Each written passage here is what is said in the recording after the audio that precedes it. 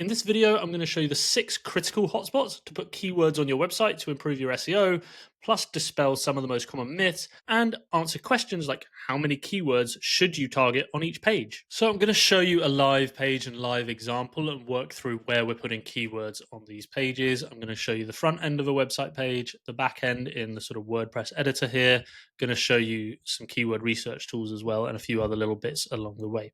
So this page that we're going to look at the keywords on is trying to target the words paddleboarding in Cornwall. Now, if we go to SEMrush, which is my keyword research tool that I use, if you want to try it out, there's a free link in the description for a 7-day free trial. But basically, we can see we're searching for the word paddleboarding in Cornwall, and we can start to see the monthly volume of it and the keyword difficulty, along with other variations. So although we're targeting paddleboarding in Cornwall as our main keyword here, there might be lots of other variations we can use to say that this page could actually rank for 10, 20, 30 keywords. So when you think about how many keywords should I be targeting on a page, you might want to think of it as like one main term and then several others that you can work into your text. So where are you going to put these keywords once you've found them? Well, you want to use your main keyword in several strategic places. The first one is in your meta title. Your meta title is when we search for the search term on Google, you can see here, this is actually the #1 organic page. You can see that this is the meta title. This is the title that shows on Google search, and it can be different or the same as the main header or title on your actual page of content. This is the first place you can see I've added the keyword in here. Now, to add the keyword to this page, you can either just write it in the main title of a page and keep the first header and the meta title on your page exactly the same, or you can go and add plugins like Yoast at the bottom here on WordPress and start playing around with things in there. Now, I've written this page title quite nicely already, but you could go in here at the bottom and say paddleboarding in Cornwall hotspots to edit it and tweak it to maybe be more clickable on Google search versus a slightly different header you have on the main page. So that's the most important place to put your main keyword. I just need to interject here real quickly. This is a brand new channel, and if you get anything from this video at all, do me a digital handshake, hit the subscribe button and comment with where you are on your journey below. Now, the second place is in your URL. You can see this URL here, /paddleboarding-Cornwall. I've dropped the in because it was just easier to have paddleboarding Cornwall. It shows the same relevance to Google. It's pretty obvious that the word in is kind of more of a filler word than actual core information about the subject. This is really important to put your keyword in your URL. Firstly, for users, it makes it really easy for them to instantly understand and remember what a page is about. 2, Google indexes pages by their URLs. Every time it finds a new URL, it treats it as a new, different page. So it's the first thing it will read about your page. So if you've got your keyword in there, it's going to send immediate relevance to search engines and AI ChatGPT about what a page is, the context for the page. It's setting the scene along with your meta title. So that's the second most important place. The third most important place is in the main header on your actual page content. So this title showing on Google is your meta title. On your page of content, this is your H1, your header #1. It's the main header on your page, and paddleboarding in Cornwall needs to go, your main keyword needs to go in your main page title there, your main header.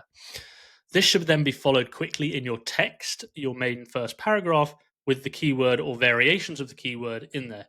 You can see here, I actually quite like using this opening line in SEO content. Paddleboarding in Cornwall sets the scene for the reader. They immediately know they're on the right place. And 2, we get the keyword in there really quickly, short, sharp, obvious, nice and easy. Following that, you then want to look at your headers of your page. Now, a lot of people will go and jam their keyword into all of their headers or their H2s, their header 2s and header 3s, their subheaders.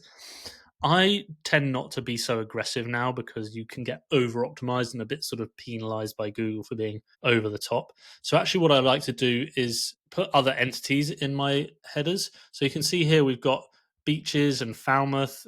We've got different beaches and their locations, which are all places in Cornwall and entities that should be mentioned in this article to give more relevance and more context for the article.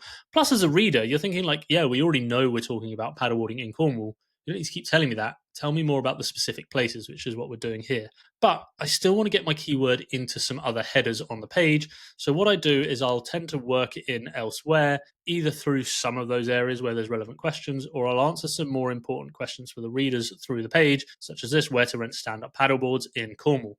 We've got a slight variation of the keyword stand-up paddleboards in Cornwall, which is nice to work in a variation there. And again, in my final paragraph, we've got it as the main header, a slight variation of the keyword again, and we've actually got it written a few different ways in the text through there. Now, that's the 5 most important parts in your content. The other place is in your images. Your image alt tags, and I'll just go to the back end because it's easier to show you here how you describe images for screen readers, but also describe them to search engines. So you can see this image here, low beach paddleboarding sup.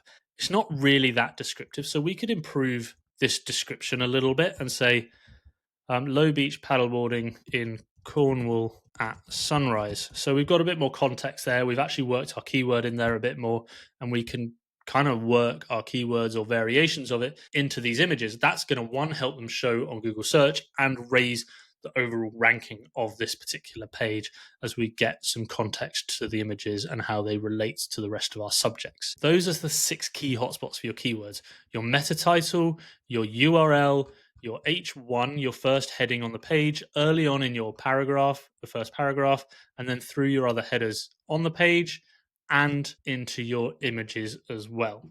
Now, one place people like to put their keyword is in their meta description. This is the 2 lines of text that shows under your title on Google search. As you can see here, Google actually rewrites them. This isn't the meta title, meta description that I've written for this page. Again, in this Yoast plugin you can use, or in any CMS, you can tweak your meta description or rewrite it.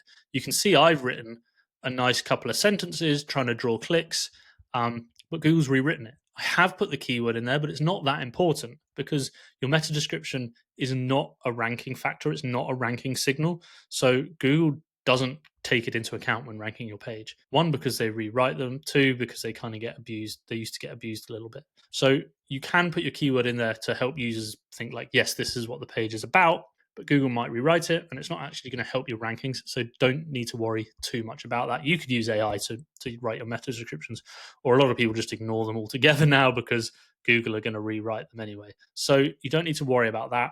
And as for, I think we sort of covered this already, how many keywords to target on a page.